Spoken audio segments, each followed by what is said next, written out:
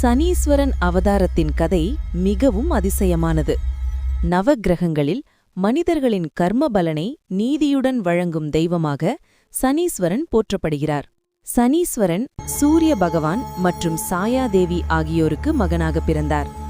சாயாதேவி கர்ப்பமாக இருந்தபோது சிவபெருமானை நினைத்து கடுமையான தவம் செய்தார். அந்த தவத்தின் சக்தியால் பிறந்த குழந்தை கருநிறத்துடன் மிகுந்த தெய்வீக சக்தியுடன் தோன்றியது. அந்த குழந்தையே சனி. சனி பிறந்ததும் தனது பார்வை தந்தையான சூரிய பகவானின் மீது விழுந்தது.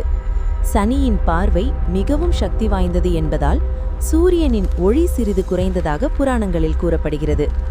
அதனால் சனியின் பார்வை மிகவும் வலிமையானது என்று மக்கள் நம்புகின்றனர். சனி சிறு வயதிலிருந்தே சிவபெருமானை மிகுந்த பக்தியுடன் தவம் செய்து வழிபட்டார்.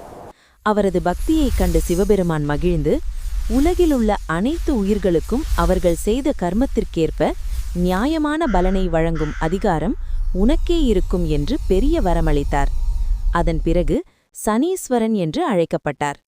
நியாயத்தை நிலைநாட்டும் தெய்வமாக இன்று வரை மக்கள் அவரை வணங்கி வருகின்றனர். இந்த வீடியோ உங்களுக்கு பிடித்திருந்தால் தயவு செய்து லைக் செய்யுங்கள், பகிருங்கள் மற்றும் எங்கள் சேனலை சப்ஸ்கிரைப் செய்யுங்கள்.